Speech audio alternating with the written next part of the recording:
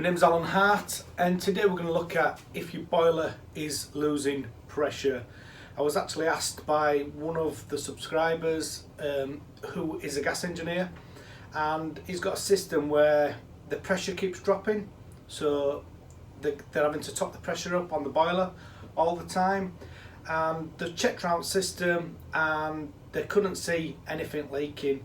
So what I'm going to do in this video today, I'm going to show you a few different reasons why you might your boiler might be losing pressure, and I'm also going to show you how to test different ways as well. So one of the reasons it could be, this is out of a Worcester, but if you see on top there, this heat exchanger has been leaking. So it could be that internally in your boiler's been leaking. You can also sometimes get a leak through a plate heat exchanger, but I'll go through all the different, I'm going to go through as many of the different scenarios as I can, and I'm also going to show you how to test for them different scenarios, so you can rule out things like the boiler, so you're not spending a lot of time and money lifting floorboards up, lifting tiled floors up, tracing pipes, when it may be the boiler that's leaking. So what I'll do is I'll show you how to test for that as well. So first of all, what I'm going to do, we're going to have a look at a radiator. So if your pressure in your boiler, so we'll zoom in, we'll look at this pressure gauge now. So if your pressure gauge has dropped to 0, if it's just a one-off, then just top it up to around 1 bar. This could be on a Combi boiler, and it could be on a system boiler, or any type of system that's sealed really. And if that's just a one-off, then that's fine, you don't need to do anything else. If this continually keeps dropping, or if it continually goes right round to 3, then you've got an issue, which what we'll talk about today in this video. So first of all, I'm going to have a look at the possibility of leaks on the system. So I'm going to show you some leaks on some radiators, so let's go and have a look at them now. Shortly I'll show you how to test the boiler and how to rule out the boiler to see if the boiler's leaking. But first of all, there's some simple checks that we can do just to see if you've got a leak on your system. So first of all, we're going to have a look at some radiator valves. So I'll zoom in now to this radiator valve, and we can have a look at this and see if this has been leaking. If we have a look at this radiator valve here, we can see there's some lines down pipework. See there? And this here, there's obviously been something leaking here. So this, if you have got pressure dropping on this particular installation, it could be it just needs nipping up, and this might not be wet, because as the system gets hot, sometimes this will evaporate. So we need to make sure, just check any of these nuts on your radiators all the way around your system, and just make sure you've got no leaks on them. Also, if you take the cap off the top, you can see if it's been leaking out of the top of a cap. And then also, well, sometimes if it has been leaking out of the top of there, you can just tighten this nut up here slightly, and that'll stop that leaking.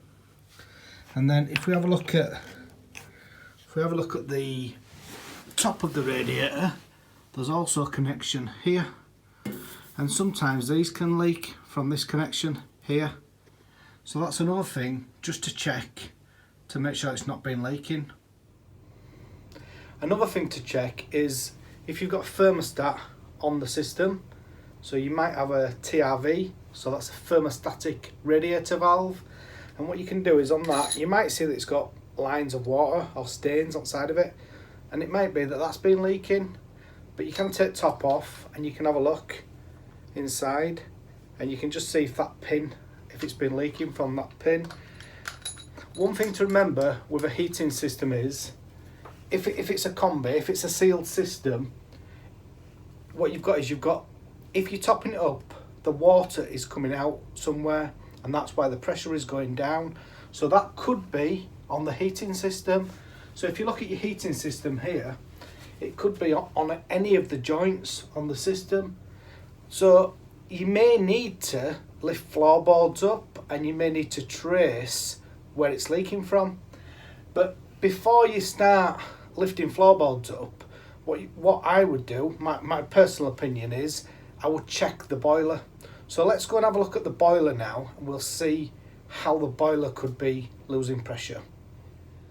So now we'll have a look at the boiler, and if your boiler is losing pressure, there's a few ways the boiler could be losing pressure. It could be losing pressure from the heat exchanger. So if the heat exchanger was split, then water could leak into this combustion chamber here, and then what that would do, it would just go down the pipe, and it would just go to your drain, so you wouldn't know that that was leaking. But I will show you a way that you can check that shortly. There's another few ways. It could be leaking out of the pressure relief valve, so the PRV valve or the blow off valve. And what that would do, normally outside, so near your boiler, on the outside wall, you'll have a little pipe that sticks out. It may have a little bend on it, so it may have a bend on it like that, or it may have a bend on it and it might go back to the wall like that. And what you could do is you could just see if that's wet and damp, and if that is wet and damp, then you know that it's coming out of the PRV, so you need to have that changed. So I've got a few different examples here. So this is your pressure relief valve, your PRV. So this is a Baxi, that's a Baxi Duotech Platinum style. Also the Pottertons. This is a Baxi 800, so the Baxi 800 and the Baxi 600 and the mains. If you notice on the Baxi, they're very easy to get into, which makes it really easy. This is an Ideal Logic. On an Ideal Logic, it's just a back there, which is a little bit more tricky to get into. And then we've got a Wiesmann, and the Wiesmann one is just at the back there. And then another thing that we could have that's leaking in a boiler is the auto air vent. So if we have a look at the auto air vent in this Wiesmann, I don't know if you can see at the back there, just there, you can see that this one has been leaking. It's been left open. You can see that it's been leaking. I'm just going to close that up. But so that one's been leaking. So that's another reason why the pressure would drop. So that's on a Baxi. And then we've got another Baxi one at back there. So I don't know if you can see that one. That one's there. That's a little bit more awkward to get into. If we have a look in the Ideal Logic, it's just at the back on that one.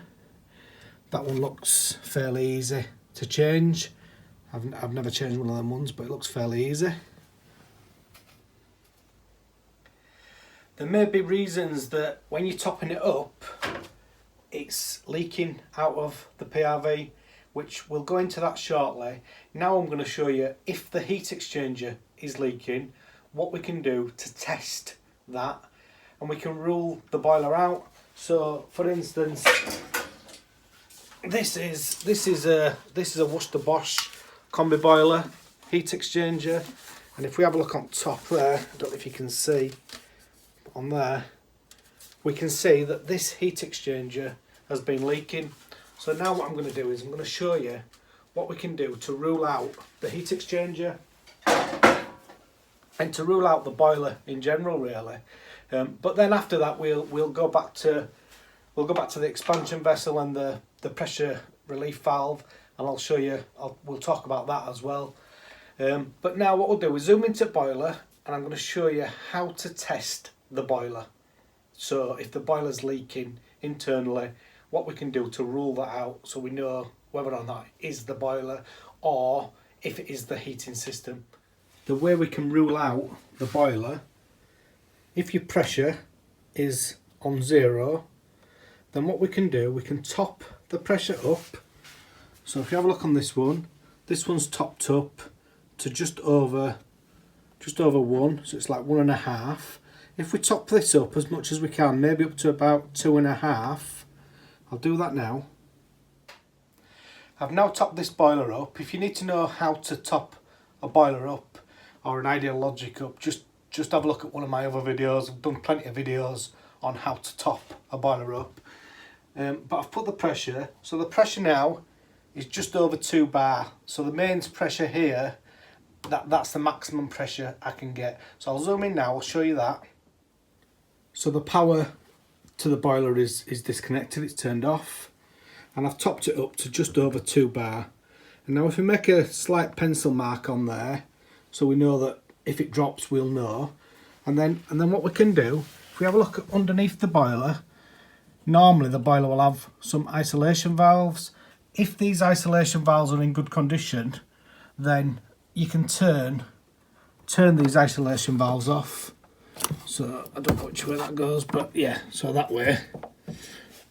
And if you turn both isolations off into the boiler, so now if you've turned both of the isolation valves off into the boiler for the flow and the return, what you need to do, you need to now leave it.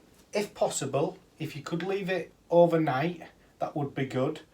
And then what you can do then is come back the next day and open them up. So before you open the valves up, have a look at the pressure gauge. And if the pressure gauge has stayed the same, then you know you can rule out the boiler. You know that the boiler's not leaking because the pressure gauge has stayed the same. So internally, the boiler is fine, it's not leaking. And then if you open both of the isolation valves under the boiler, and then if you see a massive drop straight away, then you know that the leak is on the central heating system somewhere. So then you need to trace it on the central heating system. So that's just one way of checking and testing the boiler, just to see. So I hope that answers the question to the lad who called me, who rung me. He called me yesterday actually. So now what we'll do, I'll show you some other examples of possibilities of what could leak on the system, and we'll also talk about expansion vessels and the PRVs in the boiler. Just move that down there. So PRVs in the boiler, and we'll tell you, or I'll talk to you on how they can affect the pressure in the system as well. So let's have a look at them now. Just while I remember another something else that could be the reason for the system losing pressure. You may have a drain off somewhere. Might be under the floor or somewhere like that, and you might have to trace it. But sometimes what happens is with these drain offs, it might not just look like that. There's different examples, but sometimes they can just drip slightly at the bottom. Over time, it has a rubber washer in there. I'll just open that up. I'll just open this up and just show you what they're like inside.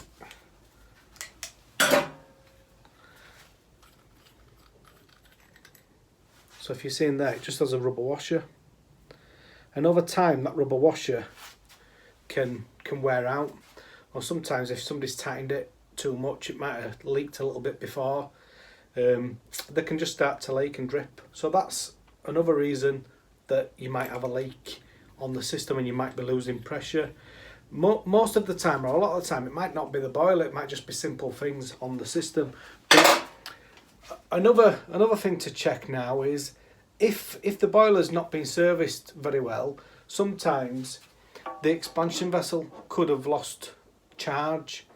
And how you can tell normally that is when you look at the pressure gauge, if you top the pressure up to 1 bar, so normally when the central heating system is cold, top it up to 1 bar and then run the central heating system, run the heating, get the radiators warm, and if when all the system's now warm, the pressure has gone up, hopefully it would have only gone up to about 1.5, so it's only gone up a little bit, and that's fine.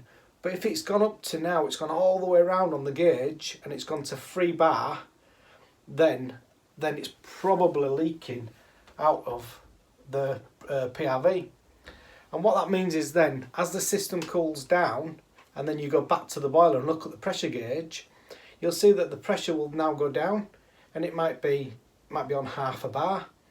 So the issue with that could be, there's a number of things it could be, but one, it could be that you've got an undersized expansion vessel.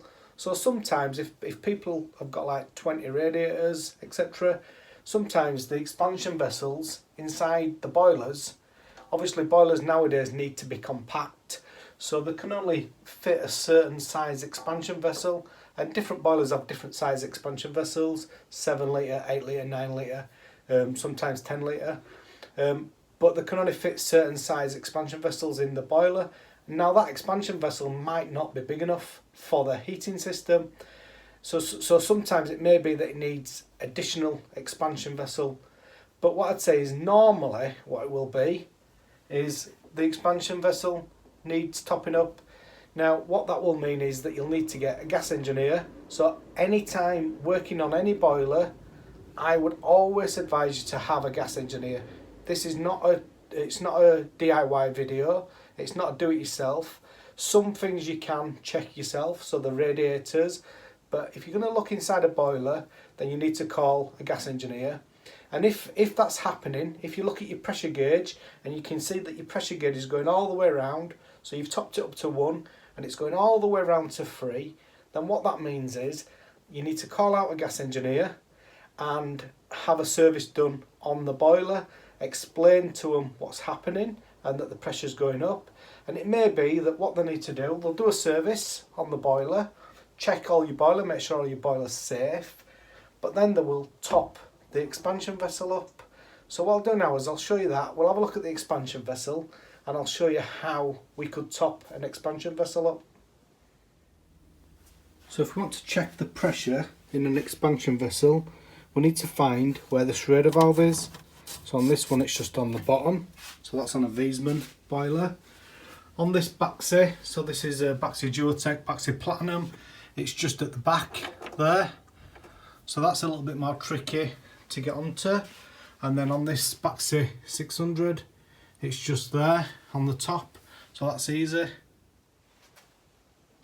For us to check and test the expansion vessel, we need to have no pressure in the system. So normally what you do is isolate the boiler and drain the boiler. On this particular boiler, it has a drain off just here, and then you would leave it open as you were topping the expansion vessel up. So on this Baxi Platinum, to get to the expansion vessel, we just need to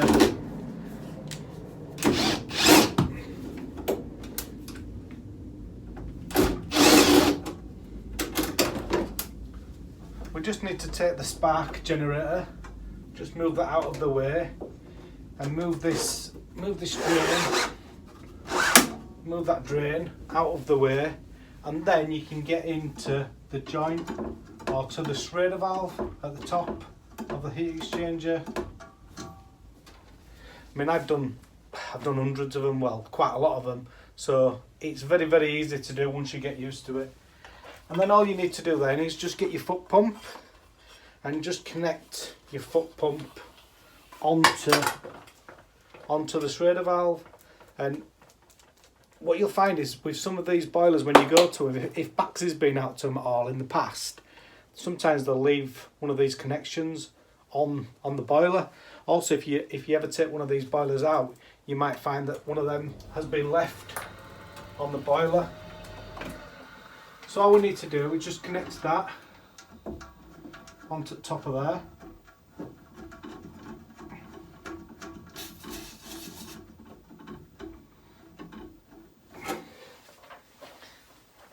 And then once we've connected that onto the top of there, we're just going to connect the foot pump onto that. So I've connected the foot pump on now, and normally what you'll find is that the pressure is quite low, and normally what I normally do, I normally top them up to just over 1 bar. As you see there, it's all connected in. So you just pump that up now, and I top it up to just over 1 bar, so that when I'm taking it back off, you might get a little bit comes out. Also, after you've removed this, what you need to do is just spray the Schrader valve, just to make sure that the Schrader valve is not leaking. Once you've topped the expansion vessel up and put some more pressure in and put it to 1 bar, you then need to test the Schrader valve. So I've just got some leak detector fluid, and I just spray that. You can use any. I'm not affiliated with Rocal or anything like that. But yeah, just test your expansion vessel Schrader valve and make sure that that's not passing, because obviously if that was passing, then the pressure would reduce. Then obviously you put the boiler back together, open your valves, top it back up to 1 bar, and then hopefully it should have solved the issues with the boiler. I've tried to cover as many as I can think of in this video. These other bizarre examples. So sometimes you may have a coil in an heat exchanger that's split and it's passing a little bit, and that might be very, very hard to find. That'd normally be on if it were a system boiler or something like that. So these exceptions, but hopefully I've covered as many as I can in this video, and I hope you found this video of some use. If you'd like to subscribe, please click below here, above should I say, here somewhere, and then round here I'll add some more videos as well. And thank you very much for taking the time to watch this video.